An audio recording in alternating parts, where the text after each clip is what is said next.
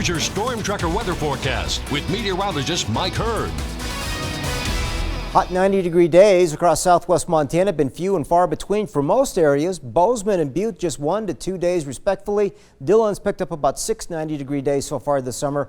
Belgrade's coming in with the most at around 13 days, including today, reaching the lower 90s again this afternoon. So the next weather maker is going to put an end to the 90-degree heat. Once we get behind this cold front, we're expecting below normal temperatures for the rest of the month and possibly not likely to get back up there in that low to mid 90 range in the month of September. So there is some moisture with this. There will be some gusty winds, a few showers, a few thunderstorms, and again we're expecting a pretty sharp downturn on temperatures. A few isolated thunderstorms forming over the mountains in Granite County, then lifting off towards the north and east. A few little rumbles around Big Sky, West Yellowstone, possibly in the Ennis area. So there's a slight chance that we could get a little bit of thunderstorm activity this afternoon and evening. But tomorrow, mainly east of our location for southeastern Montana, this area could see some stronger thunderstorms Thursday afternoon and evening, with that cold front having a bigger impact on the eastern half of the state tomorrow. So ahead of the front for the most part this evening, and by tomorrow morning, here comes the cold front. Lots of clouds, gusty winds, scattered early morning showers for Butte, afternoon thunderstorms for Bozeman, and then once you get behind that front, quite a bit cooler as we look at Friday, Saturday, Sunday, and most of next week. The northwest flow will be very persistent into next week as well. So let's take a look at the higher resolution model. And again, tomorrow morning there will be a few showers early around the mining city and possibly down towards Dillon.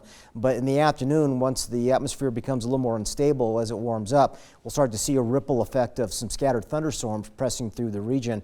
But around sunset they'll be gone, and by Friday, well, we're not expecting much in the way of renewed shower or thunder shower activity. So Belgrade hitting 90 degrees this afternoon, 86 in Butte right now, 84 in West Yellowstone, close to 90 down at Dillon, and 80s and 90s across much of the eastern half of the state. So for tonight, increasing clouds, and then by sunrise there could be some increasing showers west of the Divide. We'll go with partly cloudy to cloudy, mild, light winds, 40s, 50s, and 60s. Tomorrow, nowhere near 90, only in the upper 60s and low to mid 70s tomorrow afternoon. Showers and thunderstorms in the morning for Butte, and then trying to pick back up again in the afternoon.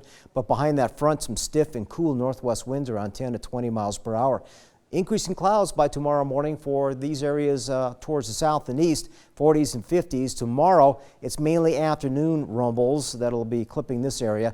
Gusty winds both ahead and behind a cold front, and not as hot. We're expecting temperatures only stay in the lower 70s. And that's where we're going to park most of our daytime highs, in the low to mid 70s, maybe getting close to 80 degrees again on Saturday. But the best chance for some showers and thunderstorms will be tomorrow. Not likely to see a whole lot of renewed moisture, although quite a bit of cloud cover on Saturday. Lows will cool into the lower 40s for Butte. A pretty sharp cooling trend for you as well. You can see 76 tomorrow, up to about 80 on Saturday, but low 70s next week. Look at the lows come down to the upper 30s by Wednesday morning of next week. Dillon, a sharp downturn in your temperatures too, kind of bouncing around here a little bit in the 70s, 80s, then back down the upper 60s and low 70s. Mostly dry with the exception of tomorrow. We got 40s, 50s, and even some upper 30s for lows. But West Yellowstone, quite chilly next week. Still expecting temperatures to fall down to around freezing, but 60s and 70s for highs, and a few showers and thunderstorms are possible tomorrow.